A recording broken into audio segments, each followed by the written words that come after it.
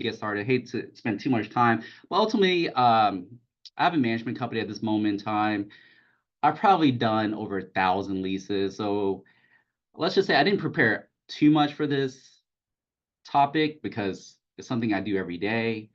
Don't really need to like rehash a lot of stuff that I already do. But if anyone has any questions, let's save it for the end. The management company is Property Care. Certainly recommend anybody that invests in rental property to use a management company to create that, arm length transaction with your tenants. So you don't have to deal with them personally. And to start off with the discussion, we always want to define who are parties to a lease is. So let me back up real quick. One thing is that when I was creating this, um, topic, I know there was a little bit more written than what was supposed to be talked about because this is leasing mastery, right? I mean, if we wanted to really go into like leasing in general, from investment to management, there's a lot to go in there. And I don't think it's something that I could do within 1 hour. So this is quite literally just the focus on leasing and leasing only. So there's no evaluation of, hey, is this a good investment? Hey, what should I do here with it, or how to fix up a property for it to lease. So this is quite literally just leasing. So if you guys were looking for something else, it's probably not it. This is like from the moment that the property is getting ready, right, to signing the lease, and then really not anything beyond that, which would be considered management. So we're really just focusing on the lease. And I think within the hour, there's probably enough to really talk about. So in regards to leasing, we're always, if you ever look at any contracts, one of the things we always want to do, including all of our real estate contracts, we want to identify the parties to a lease. First off, we got the landlord, the listing agent, which we're going to start off with first, right? So we are in the seat of a listing agent. We have the property, even though they're not a party to the lease. The property itself is pretty important. And then we have the tenant, and then we have the tenant agent. So we're kind of trying to go through the steps on really like figure out what to do depending on who the party to the lease is. So landlords, when we're really talking about landlords, you want to identify or define what kind of landlord you have. And depending on what kind of landlord you have, your approach to leasing the property may be different, right? I would say the most common one that we deal with, maybe not, I don't know, but is accidental or one-time landlords. That means someone's that inherited the property, they got a job relocation, so they have to move, but they don't want to sell their house with the potential that they're going to move back into their home, or they're upgrading from their starter home, and they just want to keep their existing home or their previous home as an investment rather than selling it off. And for these people, they have no intention of technically just buying another property. This is their one investment only, and never going to buy additional rent properties.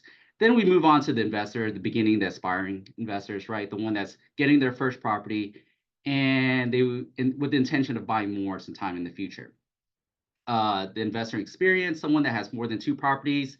So they kind of have a grasp of things. And then investor non-locals, meaning they could be new or experienced or inexperienced or experienced, new or experienced, but they just don't live here locally. I was going to put out of state, but they could technically be out of city, right? So they could be living in San Antonio or Dallas, but they have a rental property here in Houston. Now, depending on who you're dealing with, your approach may be different, right? So like, for example, if you're dealing with a one-time landlord or an accidental landlord, like, I don't think their intention is really to spend a lot of money or build a system or stuff. Like if they want to repaint their house, for example, they could probably use their existing paint color, for example, to repaint and have a cheaper cost. Someone that's beginning or an aspiring investor, you may want to consider create some kind of system where ideally, they call it I think the 60% rule, where you want to focus on the house, where attended like 60% of the population would be liking the house. For example, someone has an accent wall, and they may or may not want to repaint the wall, right? They just don't want to spend the money. And then depending on experience, an experienced landlord, they may have their whole systems, and then you're accommodating them in the way that they want things to be done, right? So one investor, if they're new, you're kind of leading the way, and then if they're experienced, you're kind of conforming to what they want. And then investor non-local, which is actually my favorite, in all honesty, because you are their best advice. I mean, what are you going to say? No? Like, what else could they say? Like, I mean, you want to provide sound advice, but ultimately they're relying on you for a lot in order to get it leased out. And then, so like I said, but we're going to go back, we go from the landlord, the listing agent's us, the property, and then tenant. So, and I get this a lot with what you call it, out of town landlords or people who are not familiar with Houston. Sometimes you have to recognize that there's a tenant risk scale. And I actually, this is my proprietary, I created the scale myself in my head.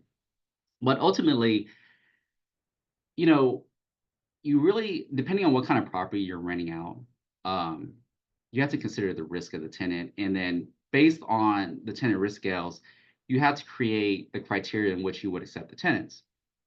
So, for example, if you're renting out a 3 to 5 to 6 hundred dollar unit property, right? Um, I don't know, like I don't think you're gonna get many 800 credit score rental applications. So your standards for who would be approved for the property may decrease. Um, and then you almost have to make it aware with the landlord whom you're working with that maybe you're not putting probably the best possible tenants. In all honesty, anybody that's living in a 3 to 5 to 600 dollar rental unit, you know, they're very sensitive to issues in life. For example, if the only thing they can afford is $500 rental unit and they blow a tire, they may not be able to make rent next month. I mean, that's just the reality because they're very sensitive to issues in their life, especially financial issues.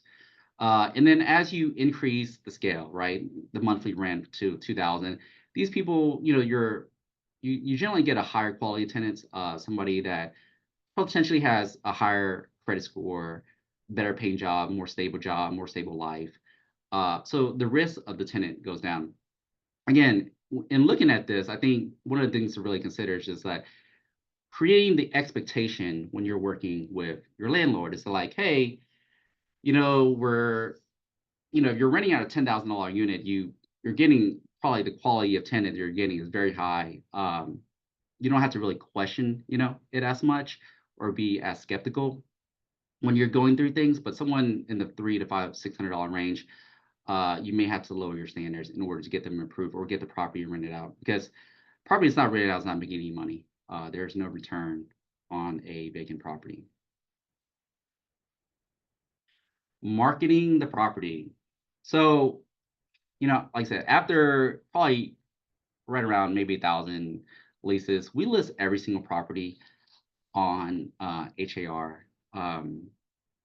We get a lot of owners asking us. We actually don't put signs out in front of yards anymore, just because between squatters and potential people stealing HVAC units or people just really knowing, depending on what kind of neighborhood it is, we don't want to put a sign out in the front yard.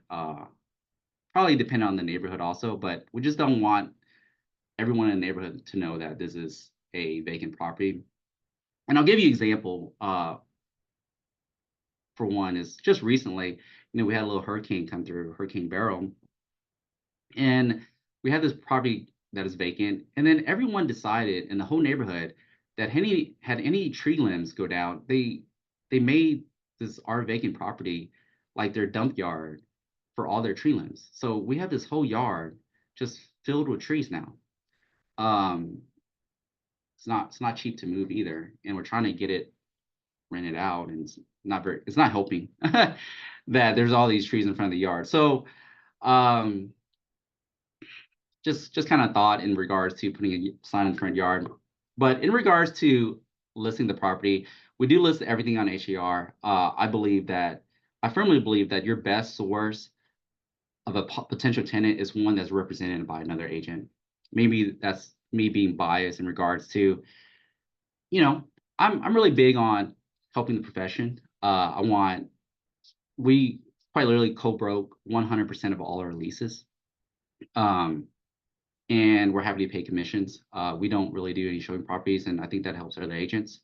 But in regards to listing the property, always list on the HAR. Obviously, that gets syndicated to Zillow and all those other sites. I think one of the biggest things is making sure that we have the necessary information on the property or on the listing, including on how to probably the most important thing is how to apply and make it clear as day on how someone could potentially apply for the property. Some of the other requirements that we do or disclosures that we do list on the listing is, our minimum income, credit, and rental, and then requirements for identification. I know that sounds arbitrary at this moment, but identification has sort of been a big issue recently. For fees, definitely want to disclose your fees because all these things are listed as required disclosures, right? How much your rental application is, your animal, administrative, and utilities. And we'll get to all this. So this is kind of high level. In regards to screening, I know HAR, if you guys aren't aware, HAR just recently, I think, partnered with Rent Spree to do screening. I know before there's always some kind of like, what kind of screening, if I'm representing a landlord, what kind of screening service should I use? I think a very popular one at one point was My Smart Move.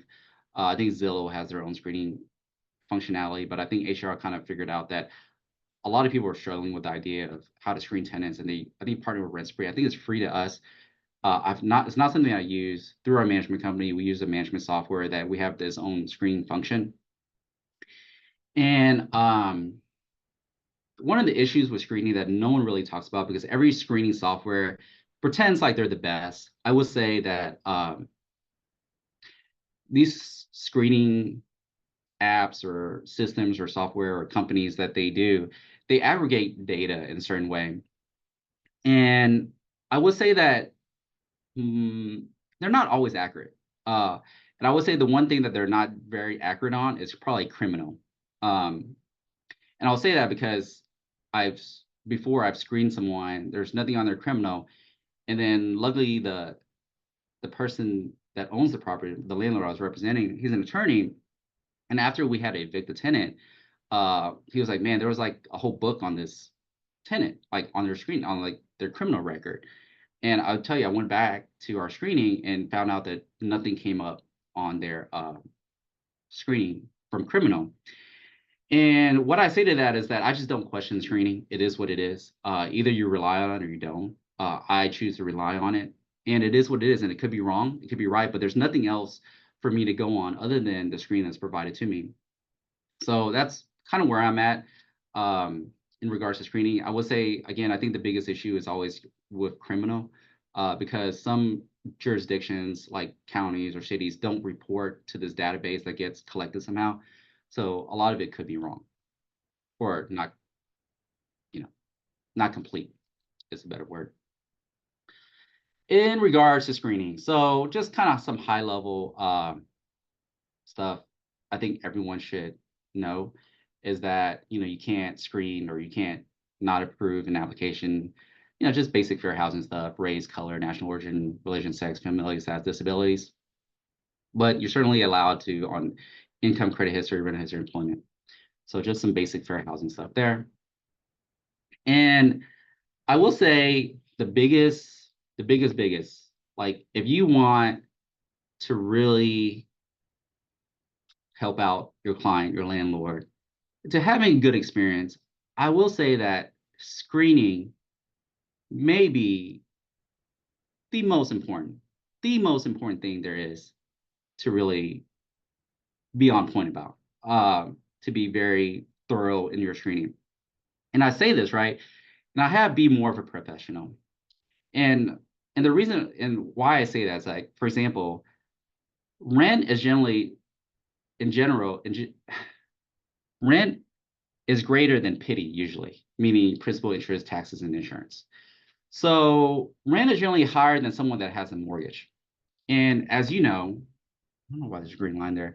As you know, if you're qualifying someone for a mortgage, right, they would probably pay less than rent. So my point is that I feel like when we're screening, there's a lot of agents that don't do a great job of verifying information. But I think we should do even more of a job, a better job than a mortgage professional. That's just my opinion. But because they do actually have to pay more than what someone would normally pay for a mortgage uh, in when they're renting a house. So if you really want to have a client, make sure that you're being very thorough in regards to screening uh, rental applications. And then in regards to minimum requirements, so I would say if you actually go on my website or you go rentalapply.com, we actually have our basic minimum requirements there. And one of the requirements that we never, ever, almost never, ever, but close to never, ever, is income. So our minimum requirement for someone to get approved for a house is 3 times the rent. And if someone is even like $5 short of 3 times the rent, we do not approve them because it's a minimum. Like you have to have some kind of standard. Is either you have a standard or you don't. But if someone's even short of $5, because there's a little thing going on right now in the world. It's called inflation. So someone that doesn't even meet the minimum requirements, at some point they may not be able to pay. The likelihood if inflation keeps going up, the likelihood that they're going to struggle with their ability to pay rent is probably very likely. So I would say the one thing that we do never renege on is income requirements. It's either 3 times the rent, you either make it or you don't. Um, so that's kind of a big thing in regards to required documents. And also when we do the income requirement, we actually base it on gross pay, right? You gotta have to create a standardized way to look at income, but we do look at gross pay. And then in regards to all these, so like between identification, social, pay stubs, we require 2 months worth of pay stubs in order to get approved for income. And if they don't provide it, we don't approve them.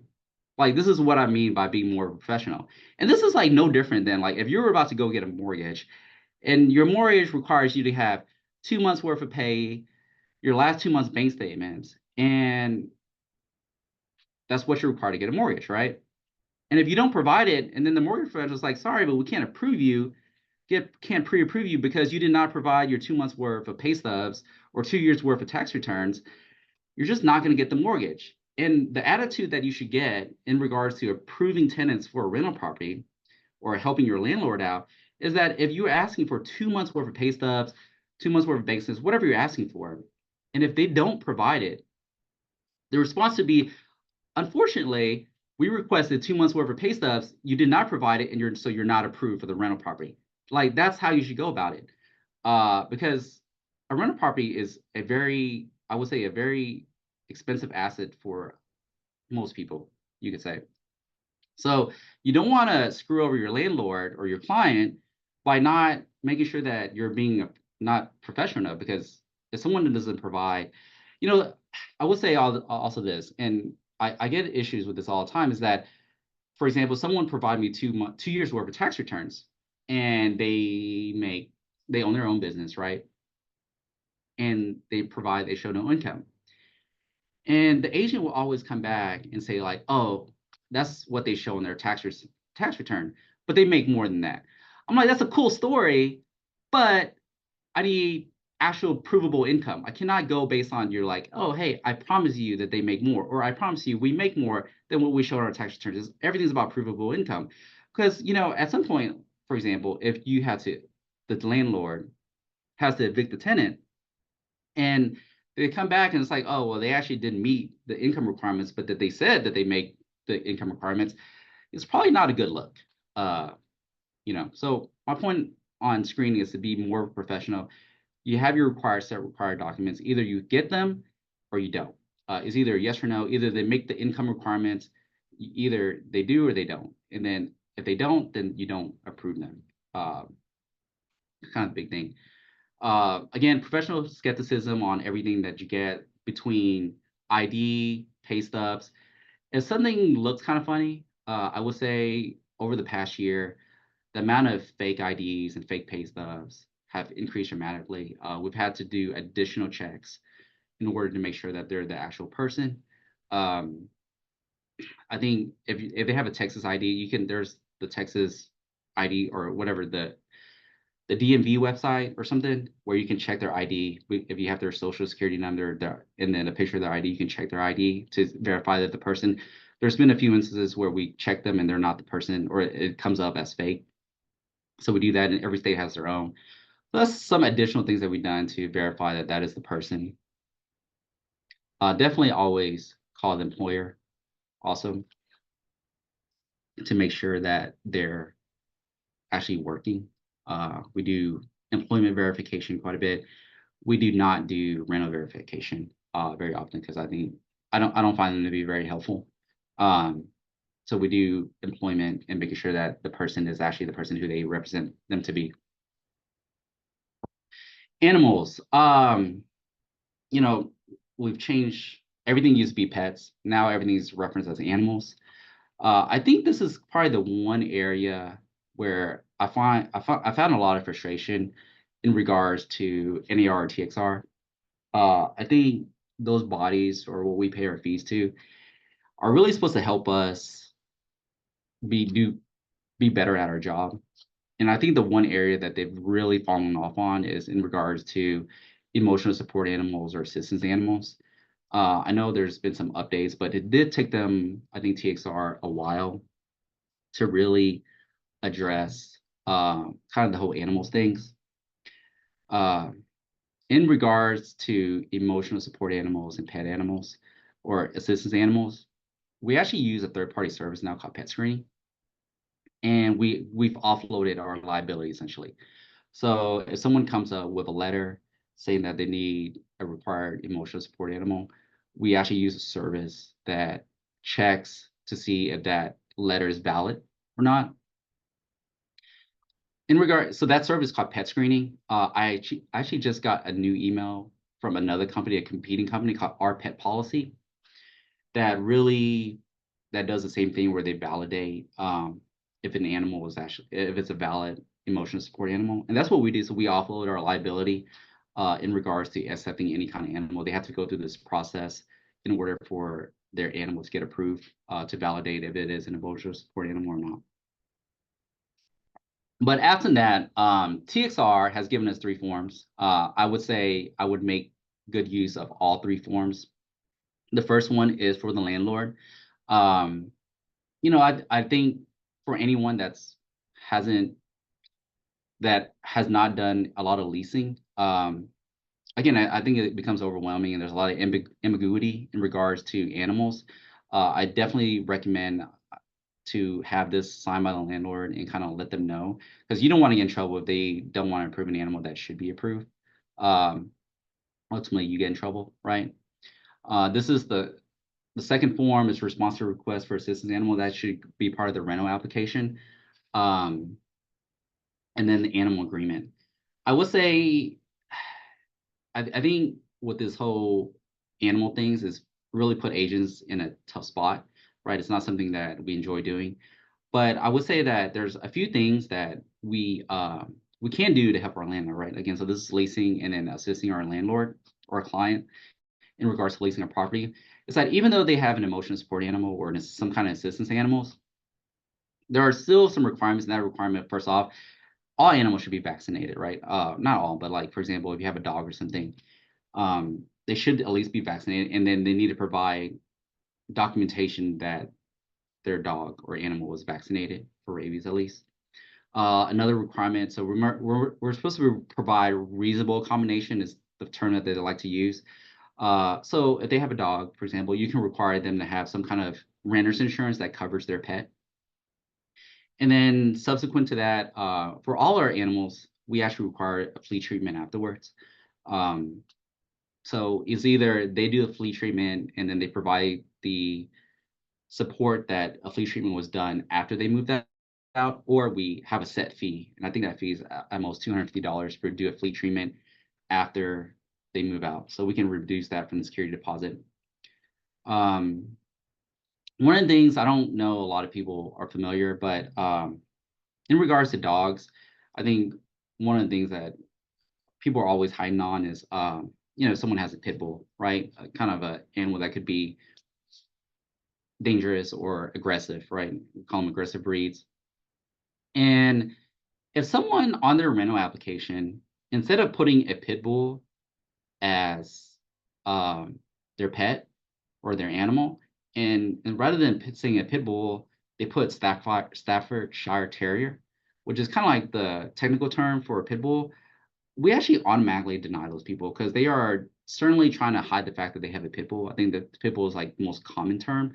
If they put Staffordshire Terrier, then we just automatically deny them. So that's in regards to animals.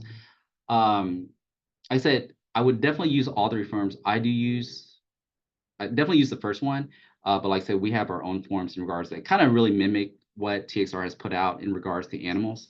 Um, in regards to fees for animals, we have we do never ever do deposit.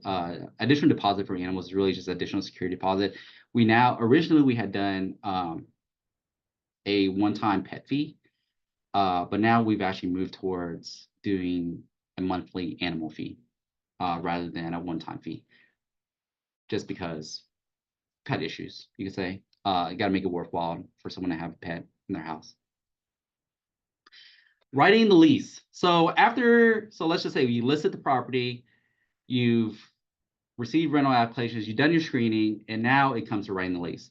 I will say that from our perspective, we're the listing agent. We always want the listing agent to write the lease, so determine we get to decide what the terms are on the lease. The way I see things, which a lot of people may disagree, right?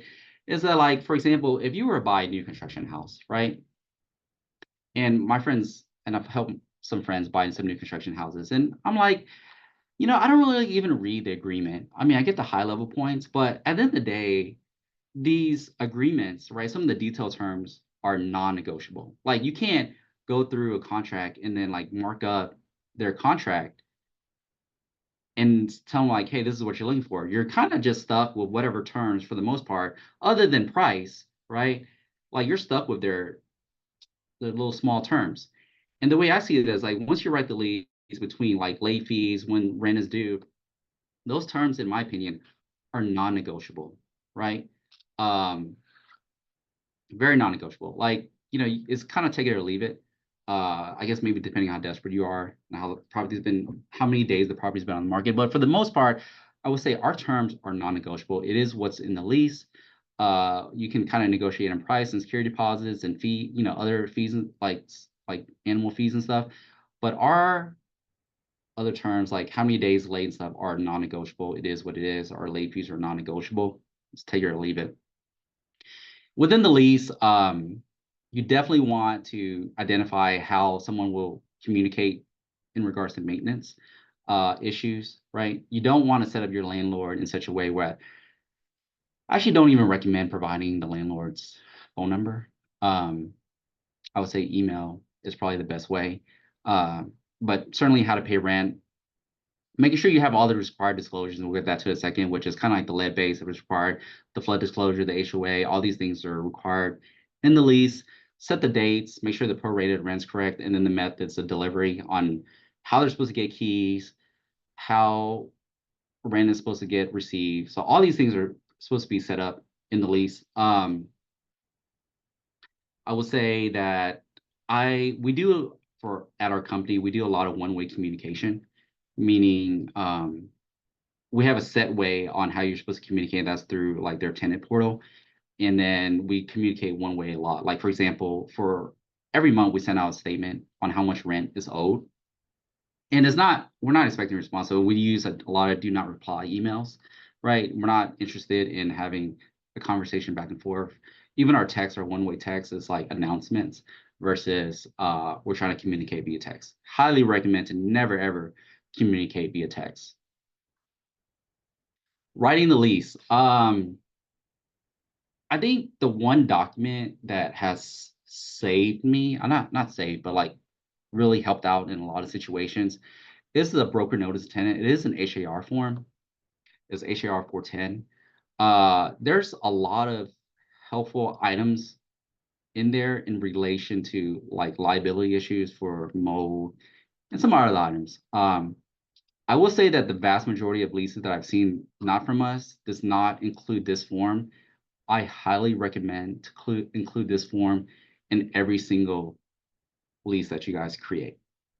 Of course, the lead-based addendum, anything before 1978 and before, of course, you need this. One thing I do see that's missing a lot is the tenant agent needs to sign, right? The showing agent needs to sign this addendum also. And then for just purpose of CYA stuff, we make the tenant sign the protector, the pamphlet. So generally the lead-based addendum, there's a form that we provide this form. So not only do we provide it, we actually require them to sign the form. It's no difference like if you're an EXP agent, we get your seller to sign the comps, right? Even though we could provide it, but we also get them to sign to make sure that they've received the comp. So we just make the tenant sign it. Flood disclosure, we keep a huge database of disclosure items for every property that we manage. We've actually had to update it recently, right? It's kind of crazy, but in the flood disclosure, it says that has the property been flooded in the last 5 years? At one point, I guess pre-2022, there was certainly a good amount of houses that flooded during Harvey, for example, and you would mark yes. But it is now the year 2024, and Harvey happened in 2017, which is greater than 5 years. So you actually have to update your form or say that no, even though it may have flooded during Harvey. I wonder if that's kind of like an oversight from TXR, where maybe the question should be, has it ever flooded, or maybe 10 years, but 5 years, again, we've exceeded 5 years in relation to Harvey at this point. And then agreement to brokers, there's a line in there. So, commissions, this is kind of where I think some agents get frustrated with my company, is that we do not release commissions until all requirements in relation to the agreement, the ABB, has been met. And if you actually read the document, it says the full month's rent, the prorated rent, and the security deposit. So a lot of people leave the part out of the prorated rent. The prorated rent is required in order for a commission to actually be paid. So if someone moves in like the third or like this month, we don't pay commissions out until the following month when we receive the prorated rent. And I will tell you that this has happened where we have not paid out commissions, where a tenant decided to leave and they did not pay the prorated rent, and we did not pay out commissions. And that's what the agreement says, and we abide by the agreements. So if you guys ever lease or help a tenant lease a property from us, unfortunately we do not pay commissions until the prorated rent is paid by the tenant. So we've gone from leasing out the property, listing the property, to screening, to writing the lease, and now we've moved on to move in, right? So one of the big things, I've just made it a thing where before every single move-in now, we have a cleaning that's done before the tenant moves in. We make sure that all utilities are on, right? It's easier to transfer utilities than have it turned on. So like, for example, we actually do it on the move out on a turn, is that we make sure that gas and water is turned on, no matter what. I mean, gas specifically, because it is a little painful to have gas turned on. We actually send out, especially during the summer right now, we have our AC checked and tuned up again before the tenant moves in, within 7 days of the tenant moving in. And then, so those 3 things, cleaning, utilities, and AC, are the 3 things that we make sure that is done within 7 days of every move-in.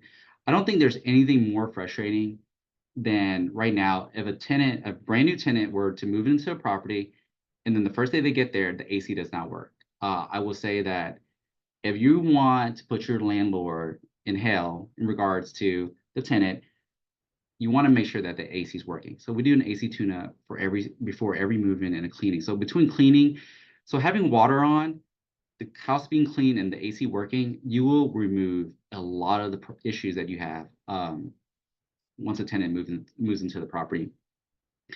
The last thing, sorry, not the last thing, but the next thing is access, right? Making sure that the tenant is able to move in the day that they want to move in, and that's easy for them to get the keys somehow. We don't want someone that, like, if they're moving day, they got the moving truck early in the morning. We don't want them to jump through hoops in order to get keys or access to the property. So we always have, I don't know if you guys use Gmail or not, but I use Gmail quite a bit, and you can schedule emails to go out a certain time now. There's a functionality within Gmail. So we actually schedule an email with a lockbox code, with kind of detailed information on how the person. So we schedule at 12:01 a.m. So when they wake up to get access to the property, they'll have it in their email, and they'll have the lockbox combination, and then how to access the lockbox. And then the other document that you need to provide, I guess, is the inventory condition form. I know that's been updated recently with all the other form updates. So one of the things that we make very clear is that we're not renting out a brand new house. Not everything is perfect, right? So in addition to sending the form, we actually attach a letter on top and say that this any items noted on this is actually just related to this issue. If you have any actual maintenance issues, you have to make it through this other separate method, which is through our tenant portal. But just kind of be very clear that, like, yeah, thanks for the form, but we're not going to do anything in relation to any of the items that you noted on the form. This is for us to keep and know that it existed when you moved in, but not for us to actually do any kind of repairs. So just to recap real quick, for a tenant to move in, if you want to remove a lot of issues when a tenant moves in, which is kind of like, it's supposed to be a happy day, right? When you move into a new house, it's like, yes, even though they're not buying it, but they are moving into a new property. And if they go in the house and if it's dirty, the water's not on, the AC's not working, I will say you're definitely starting off on the wrong foot. So I think the utmost important is that the house is clean, the water's turned on, electricity too, right? Um, and then the AC is actually working, especially in the heat that we're currently in at the moment. Okay, in regards to being a tenant agent, I think you're really doing yourself a disservice if you're helping someone lease a property and you're not getting these items beforehand. So I've advised a lot of people that I would never show a property unless I have their identification card, their ID or driver's license, their social. I know that for sure they make at least 3 times the rent, right? That's provable. Um, I would ask their credit score, right? And if they don't have it or they don't know it, Credit Karma is free. I use Credit Karma and I check my credit. It's absolutely, I didn't realize it was free, but it's absolutely free. And then I would actually even make them fill out a rental application, kind of the TXR version, just so you know that their rental history. And I would review that before you would actually spend any time or any effort to show them any single property out there. So I think, again, I think this kind of goes back to being more professional. If someone cannot, a potential client, which is a tenant in this situation, cannot provide these items, I really wouldn't waste a lot of my time to helping them out. Again, in sales, right? I was taught like a while back that, and generally in sales, you want something from your potential client. And usually in one or two things that you want from them is either money or time. And in our profession, we cannot collect money in order to show them properties, but we can request their time or have them show some kind of effort in providing some of their time and the items that we ask for. So I would highly, highly recommend that before you ever show any house or spend any time showing any house, it's no different than requesting a pre-approval, right? During the pre-approval process, they had to provide all these items. So in regards to showing a rental property, they have to get these items ready. And then on top of that, if they've already have these items together, it's easier to apply for a rental property. That's really all I had. So my property management company is Property Care. And then I also have another business that really still getting it together at this moment, but it's called Evictions. So highly recommend anyone that has a client that has rental property to use a management company, kind of helps me out certainly. And then also if you lease out a property and messed up, don't leave them hanging. We also have a company that helps. We evict tenants out of rental properties.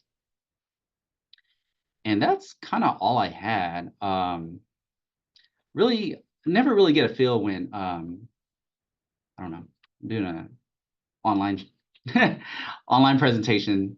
So I didn't know if there's any question. I guess we can open it up for questions and I can try to answer questions from there. Thank you, Jerry. It was really good. I do see a few questions